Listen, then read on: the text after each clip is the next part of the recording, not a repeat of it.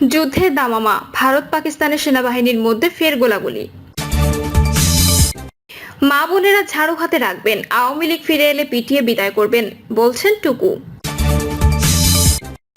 জানাবো BNP, NCP কিংবা সরকার কারোর সঙ্গে দূরত্ব চায় না জামায়াত। এবং সর্বশেষ জানাবো রাঙামাটিতে পিক আপ চাপায় নিহত 5। শুনছিলেন সংবাদ শিরোনাম, এবারে বিস্তারিত। যুদ্ধের দামামা, ভারত পাকিস্তানের সেনাবাহিনীর মধ্যে ফের গোলাগুলি। কাশ্মীরের পেহেলগামে সন্ত্রাসী হামলায় 26 জন পর্যটক নিহতের ঘটনার পর থেকে প্রতিবেশী দুই রাষ্ট্র ভারত পাকিস্তানের মধ্যে তুমুল উত্তেজনা চলছে। এমন পরিস্থিতিতে লাইন অফ কন্ট্রোলে ভারত ও পাকিস্তানের সেনাবাহিনীর মধ্যে ফের গোলাগুলি রয়েছে। ভারতীয় সংবাদ মাধ্যম এনডিটিভির অনলাইন প্রতিবেদনে এই তথ্য জানানো হয়েছে। এনডিটিভি বলছে, গতকাল রাতে পাকিস্তানি বাহিনী লাইন অফ কন্ট্রোলে ভারতীয় পোস্টে উস্কানিমূলক গুলি চালিয়েছে। এর জবাবে ভারতীয় বাহিনীও একাধিক পোস্ট থেকে পাল্টা গুলি ছুড়েছে। কর্মকর্তারা বলেছেন, ভারতীয় বাহিনী পাক গুলিবর্ষণের উপযুক্ত জবাব দিয়েছে। গত মঙ্গলবার কাশ্মীরের সন্ত্রাসী হামলার পর এ নিয়ে এলওসি বরাবর দুই দেশের বাহিনীর মধ্যে দ্বিতীয়বারের মতো গুলি বিনিময় হলো। এক বিবৃতিতে ভারতের সেনাবাহিনী বলছে, এতে এখনো পর্যন্ত কোনো হতাহতের খবর পাওয়া যায়নি। বিবৃতিতে বলা হয়েছে, 25 থেকে 26 এপ্রিল রাতে কাশ্মীরের নিয়ন্ত্রণ রেখা জুড়ে পাকিস্তান সেনাবাহিনীর একাধিক পোস্ট থেকে বিনা উস্কানিতে ছোট ছোট গুলি চালানো হয়। ভারতীয় বাহিনীও এর উপযুক্ত জবাব দিয়েছে, তবে এতে কোনো হতাহতের রিপোর্ট পাওয়া যায়নি। মা বোনেরা ঝাড়ু হাতে রাখবেন, আওয়ামী লীগ ফিরে এলে পিটিয়ে বিদায় করবেন, বলছেন টুকু। বিএনপি জাতীয় স্থায়ী কমিটির সদস্য ইকবাল হাসান মাহমুদ টুকু বলেছেন, 5ই আগস্টের পর যারা আওয়ামী লীগের সঙ্গে আঁতাত করছে তাদের কোনো ছাড় দেওয়া হবে না। বিগত 16 বছর অনেক নির্যাতন, খুন ও গুম করেছে, তারাই আজ দেশ থেকে পালিয়েছে। এটাই আল্লাহর বিচার। তাই যতই চেষ্টা করুক, আগামী 40 বছরও আওয়ামী লীগের ক্ষমতায় আসার সুযোগ নেই। তিনি আরো বলেন, 16 বছর বিএনপি কথা বলতে পারেনি, এটাই ফ্যাসিবাদী আওয়ামী লীগ। মা বোনেরা ঝাড়ু হাতে রাখবেন, এরা আবার ফিরে আসতে চাইলে পিটিয়ে বিদায় করবেন। এই দেশে বিএনপি ছাড়াও কোনো বিকল্প নেই। বিএনপি এটা টুকু আরো বলেন, দীর্ঘদিন বাংলাদেশের মানুষ ভোট দিতে পারেনি, মন খুলে কথা বলতে পারেনি। আমি বিশ্বাস করতে চাই, গাজীপুরের মানুষের মনে মূল্যবোধের জন্ম হয়েছে, তাই আগামীতে যার হাতে ধানের শীষ দেখবেন তাকেই ভোট দেবেন। বিএনপি, এনসিপি কিংবা সরকার কারোর সঙ্গে দূরত্ব চায় না জামায়াত। ত্রয়োদশ জাতীয় সংসদ নির্বাচন ঘিরে ভিন্ন কৌশল এগোচ্ছে বাংলাদেশ জামায়াত ইসলামী।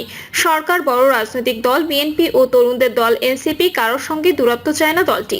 এজন্য নির্বাচনের সময়সীমা ইস্যুতে বারবার অবস্থান পরিবর্তন কৌশলের অংশ। বিএনপির সঙ্গে থাকার বিষয়ে জামায়াতের ওপর তৃণমূলের একটি বড় অংশের চাপ রয়েছে।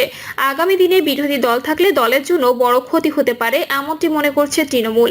আবার সরকারের সঙ্গে সুসম্পর্ক বজায় রেখেও চলতে চায়, কারণ দলের নিবন্ধন ও মানবতা বিরোধী অপরাধের মামলায় এটিএম আজহারুল ইসলামের মুক্তির বিষয়টিও ঝুলে আছে। অন্যদিকে চলমান রাজনৈতিক পরিস্থিতির কথা চিন্তা করে তরুণদের দল এনসিপির সঙ্গে দূরত্ব চায় না। নির্বাচন সামনে রেখে এমন নানা হিসাব নিকাশ করেই এক এক সময় একই কৌশল নিচ্ছে জামায়াত। দলটির বিভিন্ন স্তরের নেতাদের সঙ্গে আলাপ করে জানা গেছে এসব তথ্য। অন্তর্বর্তী সরকারের পক্ষ থেকে নির্বাচনের দিনক্ষণ ঘোষণা না করা হলেও নির্বাচনী মাঠ গোছাচ্ছে জামায়াত। 2 শতাধিক আসনে সম্ভাব্য প্রার্থীও ঘোষণা করেছে। এমন পরিস্থিতিতে নির্বাচনের সময়সীমা নিয়ে দলীয় অবস্থানকে অনেকে অস্পষ্ট বলছেন। পাশাপাশি এটিএম আজহারুল ইসলামের মুক্তির বিষয়ে দলীয় অবস্থান নিয়ে নেতাকর্মীদের মধ্যে ক্ষোভ বাড়ছে। তাদের অনেকে সামাজিক যোগাযোগ মাধ্যমেও এ নিয়ে সমালোচনা করছেন। গত 16 এপ্রিল মার্কিন প্রতিনিধি দলের সঙ্গে বৈঠকের পর জামায়াতের আমির ডক্টর শফিকুর রহমান বলেছিলেন, প্রথম রমজানের আগেই তারা জাতীয় সংসদ নির্বাচন চান। ঠিক এর পরদিন এক সংবাদ সম্মেলনে জামায়াতের আমির বলেন, প্রয়োজনীয় সংস্কার, দৃশ্যমান বিচার সহ 3 দাবি পূরণ হলে নির্বাচন হতে পারে। 19 এপ্রিল লালমনিরহাটে এক জনসভায় জামায়াতের আমির বলেন, নির্বাচনের আগে অবশ্যই সরকারকে 2টি কাজ নিশ্চিত করতে হবে: খুনিদের বিচার, দৃশ্যমান ও প্রয়োজনীয় সংস্কার। সর্বশেষ ময়মনসিংহে এক কর্মী সম্মেলনে তিনি জাতীয় সংসদ নির্বাচনের আগে স্থানীয় সরকার নির্বাচন দেওয়ার আহ্বান জানিয়েছেন।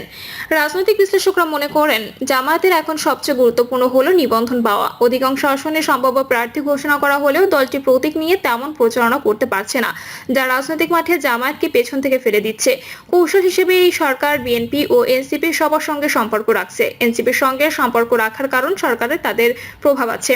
সিনিয়র সাংবাদিক মাসুদ কামাল বলেন, জামায়াত একটি রাজনৈতিক দল, তারা দেখবে তাদের জন্য যেটা সুবিধা তারা সেই দাবিটা করবে। রাজনীতি মানেই হলো দর কষাকষি। দর কষাকষির ক্ষেত্রে যারা যা সুবিধা মনে করবে তারা ওটাই করবে। আগামীকাল যদি কেউ জামায়াতকে গ্যারান্টি দেয় এই নির্বাচনে এখন অংশ নিলে জিতবেন, তাহলে আগামীকালই অংশ নেবে। নিজেদের দলের রাজনৈতিক বিষয়ের জন্য যা যা করা দরকার তারা তাই করবেন, এটাই রাজনীতি। যদিও নির্বাচন ও সময়সীমা নিয়ে সম্প্রতি একটি ইউটিউব চ্যানেলের সাক্ষাৎকারে জামায়াতের আমির ডক্টর শফিকুর রহমান দলীয় অবস্থান পরিষ্কার করেছেন। সেখানে তিনি বলেন, যারা গণহত্যা করেছে সেই খুনিদের দৃশ্যমান বিচার একটি দাবি, আরেকটি হচ্ছে প্রয়োজনীয় সংস্কার। সব সংস্কার নয়, দৃশ্যমান বিচার বলতে আমরা দেখতে চাই যারা প্রধান প্রধান অপরাধী তারা হুকুমদাতা, তাদেরকে বিচারের প্রক্রিয়া আনা হয়েছে, ট্রায়াল শুরু হয়েছে এবং ট্রায়াল তার স্বাভাবিক গতিতে চলছে। যদি এর মধ্যে রায় হয় ভালো, যদি রায় না হয় মানুষ বিশ্বাস করবে বিচার হবে, এবং বিচার একবার শুরু হলে তা আর কেউ থামাতে পারবে না। এ মামলা গুরুত্বপূর্ণ অপরাধের মামলা। এ মামলায় যেনতেনভাবে বিচার হোক এটাও আমরা চাই না। আমরা চাই বিচারটা নিখুঁতভাবে হোক, ন্যায় বিচার প্রতিষ্ঠিত হোক। বিচারের দাবি সবার, সেই বিচার দৃশ্যমান হতে হবে। তিনি বলেন, সংস্কারের জন্য কতটুকু সময় লাগবে, নির্বাচন কখন হবে এটা নিয়ে কথা। প্রধান উপদেষ্টা বলেছে নির্বাচনের সম্ভাব্য তারিখ হচ্ছে ডিসেম্বর থেকে আগামী বছরের জুনের মধ্যে। এটা আমরা মনে করি। বুঝে শুনেই বলেছেন তিনি, এতে তার আন্তরিকতাও আছে বলে আমি মনে করি। এখন শুধু দেখতে চাই তার দেওয়া সময়সীমার ভেতরে তিনি সুষ্ঠু নির্বাচন অনুষ্ঠানের যাবতীয় পদক্ষেপ নেবেন। এর জন্য অনেকের অনেক শর্ত থাকতে পারে।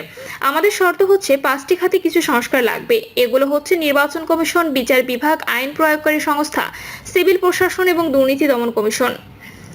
এই প্রয়োজনীয় সংস্কারগুলো করে যদি নির্বাচনে যাওয়া যায় তাহলে নির্বাচনটা অর্থবহ হবে এবং জনগণের মতের প্রতিফলন করবে। এছাড়াও কিছু সংস্কার আছে, সেগুলো পর্যায়ক্রমে হবে। একটা নির্বাচিত সরকার এসে তারা এই দায়িত্ব পালন করবে। জামায়াত আমির বলেন, সংস্কার ও বিচারের দৃশ্যমান প্রক্রিয়া যদি জনগণের কাছে গ্রহণযোগ্য হয় এবং নির্বাচনের সমতল মাঠ তৈরির জন্য হয় তাহলে নির্বাচন ডিসেম্বরে হতে পারে, জুনেও হতে পারে। আমরা কেন ফেব্রুয়ারির আগে বললাম, কেন রমজানের আগে বললাম? কারণ রমজান মাস থাকবে ফেব্রুয়ারির 18 থেকে শুরু করে 20 মার্চ। এরপর এপ্রিলে সাধারণত ঝড় শুরু হয়ে যায়, প্রাকৃতিক আবহাওয়া খারাপের দিকে যায়। তারপর কুরবানির ঈদ, আবার 2টি পাবলিক পরীক্ষা এর মধ্যে পড়বে। এরপর বর্ষার মৌসুম। এসবের কারণে নির্বাচনটা মধ্য ফেব্রুয়ারির আগে হলে অনেক ভালো হয়। জানতে চাইলে জামায়াতের সেক্রেটারি জেনারেল অধ্যাপক মিয়া গোলাম পরোয়ার বলেন, নির্বাচনের ব্যাপারে জামায়াতের আমির ব্যাখ্যা দিয়েছেন, প্রধান উপদেষ্টা টেন্টেটিভ আউটলাইনটা দিয়েছেন। সেখানে উনি বলেছেন যে মে জুনে বর্ষাকাল, এর আগে এসে যাবে রমজান। এসব সময় সাধারণত নির্বাচনী আওয়াজ আমাদের দেশে নেই বলে নির্বাচন পিছিয়ে যাওয়ার আশঙ্কা আছে। ফলে জুনে ঘোষিত যে সময়, এটার উপরে উনি যেন ঠিক থাকেন এটা আমরা দেখতে চাই, এবং এই সময়ের মধ্যে কি আশঙ্কা থাকতে পারে এটা মনে করিয়ে দিয়েছেন। এটা বুঝে তিনি যে কোনো সময় নির্বাচন করবেন। এজন্য একটা ক্রেডিবল ফ্রি ইলেকশনের জন্য নির্বাচনী প্রক্রিয়া সংস্কার করতে হবে। তারপর মানবতা বিরোধী অপরাধীদের বিচার করতে হবে। প্রিয় দর্শক, এই ছিল এখনকার সর্বশেষ সংবাদ। আপডেট সব সংবাদ পেতে চ্যানেলটি সাবস্ক্রাইব করে বেল আইকনটি ক্লিক করে রাখুন।